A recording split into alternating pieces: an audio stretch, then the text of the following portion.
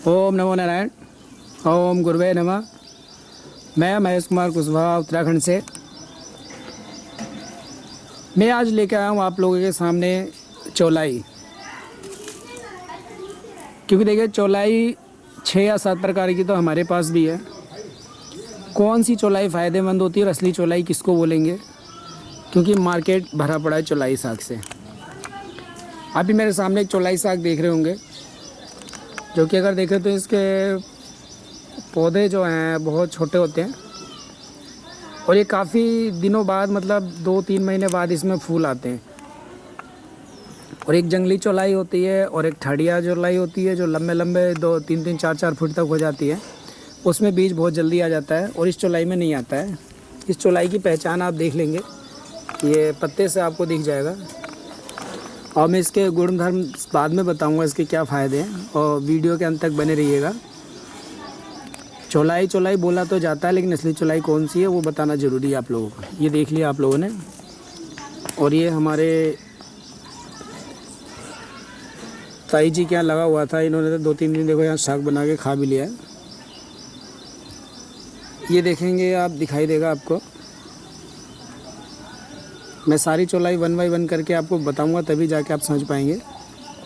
तो इसमें देखेंगे यहाँ पे कोई बीज और नहीं है और इसमें ऊपर फूल नहीं आता है। मतलब एक इसमें मंजरी जो डंडी आती है ऊपर पत्तियों के लास्ट में, इसमें बीज बनता है, वो इसमें नहीं आता है। इसकी गांठों में बस यहाँ पे बीज लगते हैं, जो जहाँ पे ये इसके नए पत्ते निकल रहे हैं यहाँ पे हल्के से यहाँ पे बीज लगेंगे और ये काफ़ी टाइम में बीज लगते हैं। फिलहाल मैं आपको इसके बारे में बता दूं कि इसको देखिए, हम लोग संस्कृत में टंडुलिये, मैघनाथ, पत्ते साग और बिस घन भी बोला गया है। हिंदी में हम चौलाई बोलते हैं, बंगाली में नटे, महाराष्ट्री में चावल्याची भाजी, और इसी तरीके से मलयालम में चिरुचिड़ा और अन्य जगहों पर अपने क्षेत्रीय नाम भी हैं। और इस साग, ये जो साग है 12 महीने होता है, लेकिन ये जो मैं दिखा रहा हूँ ये 12 महीने नहीं होता है। 12 महीने जंगली साग जो इसमें ये दिखाऊंगा, ये एक पेड़ था इन्होंने काट दिया है, जिसमें देखिए ऊपर मंजरी आती है। ये चीज़ इस साग में नहीं आएगी, इस चौलाई में जो मैं दिखा रहा हूँ। ऊपर फूल से आ रहे हैं ना, ये जंगली चौलाई ये 12 महीने मिलेगी। ये 12 महीने मिल भी सकती है और नहीं भी मिलेगी, जब इसको बोया जाता है तब। और जाड़ों में चौलाई खाना निषेध है, मैं आपको पहले बता दूँ। साथ में इसको तेल में कभी नहीं छोंकना चाहिए, घी में छोंकना चाहिए या फिर ऐसे ही इसका सूप बना करके पीना चाहिए। साथ ही जाड़ों में इसलिए नहीं खाया जाता है इसको, क्योंकि ये शीतवीर्य होती है, ठंडी होती है, और बरसात में इसमें कीड़े लग जाते हैं। इसके पत्तों पे पीछे साइड में यहाँ पे जो है ये कीड़े हो जाते हैं पत्तों में, अगर आप देखेंगे इसकी चौलाई।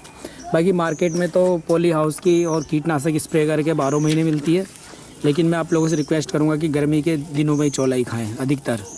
बाकी विशेष प्रयोजन है तो ये जंगली चौलाई का सूप वगैरह पी सकते हैं अगर किसी को कोई प्रॉब्लम है तब, लेकिन इस तरीके से नहीं खाना चाहिए। साथ ही इस चौलाई को जैसे कोई भस्म, कोई औषधि ले रहा है भस्म रूप में, तो उस समय भी इसको खाने के लिए मनाही है, क्योंकि भस्म आदि जो रसायन का इस काल में प्रयोग हो रहा है, और अगर वो साग खाता है तो इसके जो गुण हैं वो न्यून हो जाते हैं, यानी जो औषधि है उसका गुण न्यून हो जाएगा, यानी जो हम भस्म या रसायन ले रहे हैं तो वो काम कम करेगी। तो इसलिए वर्जित है ये तो मैंने आपको बताया कि किस लिए वर्जित है।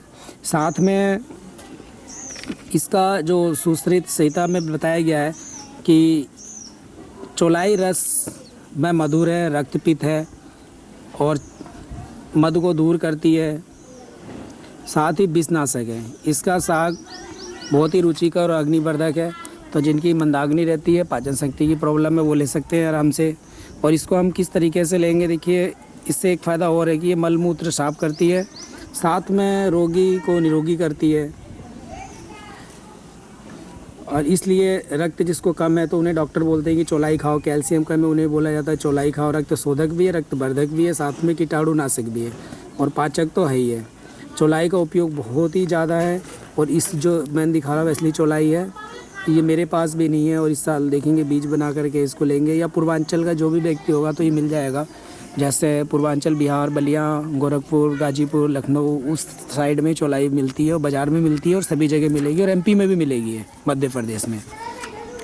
अब साउथ का मुझे पता नहीं है, तो ये इसका क्या है कि देखिए इसका विष प्रकोप कैसे ख़त्म होता है। जैसे कच्चा पारद या कच्ची धातु से उत्पन्न कोई औषधि ले रहा है और उसमें जो विकार उत्पन्न हो गए हैं, तो उसमें उस विकार को ये चुलाई दूर करेगी। साथ में जो हमारे नेत्र रोग हैं, उदर रोग है, IBS है, रक्तपित्त है, प्रदर है, अर्श है, कब्ज, इन सब को भी दूर करती है। साथ में प्लीहा वृद्धि, स्प्लीन इनलार्जमेंट और जो हमारे जीर्ण ज्वर है उसको भी, उसमें भी फ़ायदेमंद माना गया है।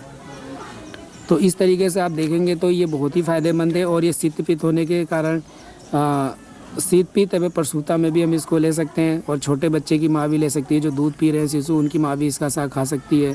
खून की पूर्ति होगी, कैल्शियम की पूर्ति होगी, तो बच्चों की हड्डियाँ भी मजबूत होंगी। तो इस तरीके से बहुउपयोगी चौलाई का साग है, इसको आप ज़रूर खाइएगा। इसको खाने का तरीका है, साग बना के खा सकते हैं, रस ले सकते हैं, इसका कल्क ले सकते हैं, इसका फांट ले सकते हैं, इसका क्वाथ ले सकते हैं।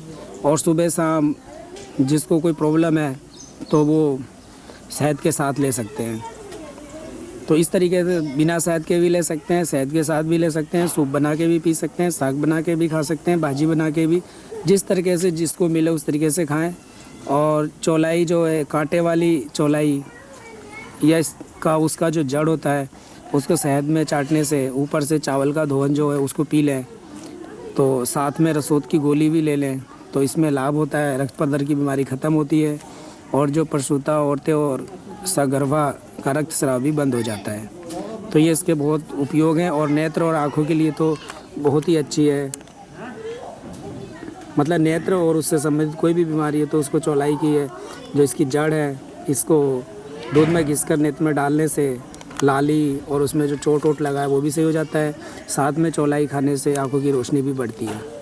तो ये कुछ चीज़ें थी जो मैंने आपको बताई है। तो इसका मैं समझता हूँ कि आप लोगों को फ़ायदे समझ में आ गए होंगे, तो इसको उपयोग कर सकते हैं। और इसका फ़ायदा रक्तपित्त को ही कम करती है। तो किसी को रक्तपित्त बढ़ने के कारण चमड़ी में कोई चर्म रोग हो गया है तो उसे इसका रस पिलाएं और इसको पीस करके इसका पुल्टिस बांध दें, यानी इसकी चटनी बना करके उस त्वचा पे बांधने से वो भी ठीक हो जाता है। तो इस प्रकार ये चौलाई थी जो मैंने बताया। इसके बाद में लाल चौलाई, हरी चौलाई और बड़ी चौलाई, कांटे वाली चौलाई, जंगली चौलाई, तो ये बहुत सारी चौलाई है। इनके बारे में अगर आप कमेंट के माध्यम से चाहेंगे तो बता दूंगा, अन्यथा पता होगा तो फिर ज़्यादा बताने की जरूरत नहीं है। ये फ़िलहाल जो देसी चौलाई थी हमारी जो काम की, वो मैंने आपको दिखा दी है। कृपया आप बाज़ार में देख लीजिएगा और इसको खाना चालू करिएगा। साथ में साग कोई भी सुबह या दोपहर में खाए तो बढ़िया है, रात को खाने से बचिएगा। तो इसी के साथ ही जो मुझे ज्ञात था मैंने बताया। आप लोगों को अन्य को इसको उपयोग पता हो तो ज़रूर बताइएगा। जय हिंद, जय भारत, जय आयुर्वेद।